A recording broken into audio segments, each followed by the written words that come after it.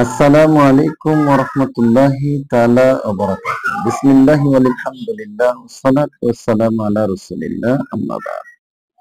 সম্মানিত দর্শক শ্রোতা, জানা অজানার আজকের পর্বে অত্যন্ত চমৎকার একটি শিক্ষণীয় ঘটনা পেশ করব। এই শিক্ষণীয় ঘটনাটির মধ্যে যিনি এই ঘটনার মূল রচনাকারী তিনি হলেন ইমাম সাক্কিক রাহমাতুল্লাহ আলাইহি এবং হারুন আর রশিদ, দুইজনকার মধ্যে এই ঘটনাটুকু ঘটতেছে।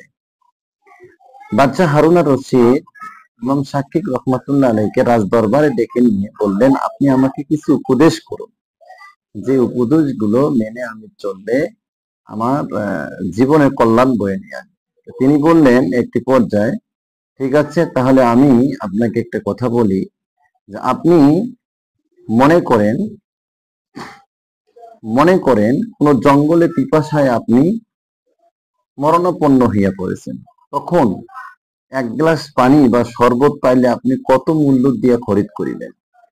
ইমাম হারুন আর রশিদ বললেন, আমি ওই ওই সময় শরবতের মালিক যদি আমার সম্পদের অর্ধেকও চায়, তাহলে আমি ওই শরবতটুকু অর্ধেক সম্পদ দিয়ে হলেও কিনে নিয়ে খাবো।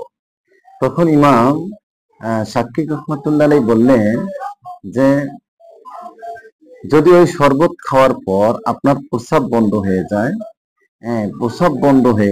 সংকটাপন্ন হইয়া পড়েন, তখন যদি কেউ আসিয়া বলে যে আমি তোমার অর্ধেক রাজত্বের বিনিময়ে তোমার চিকিৎসা করিব, তখন আপনি কি করবেন?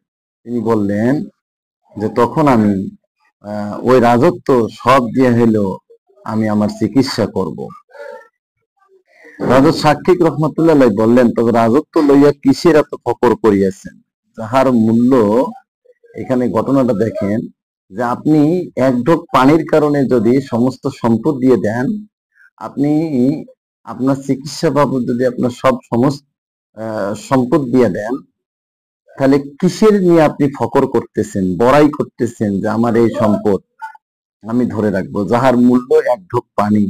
আবার এই রূপ যে পানি করিল পেশাব বন্ধ করিয়া দেয়, তাহার কি মূল্যই বা থাকলো? হারুন আর রশিদ ইহা শুনিয়া খুব রন্ধন করিলেন, তাহাকে তাজিম এবং সম্মান করে ফেরত পাঠাইলেন। আসলে ঘটনা কিন্তু অনেক চমৎকার একটা ঘটনা।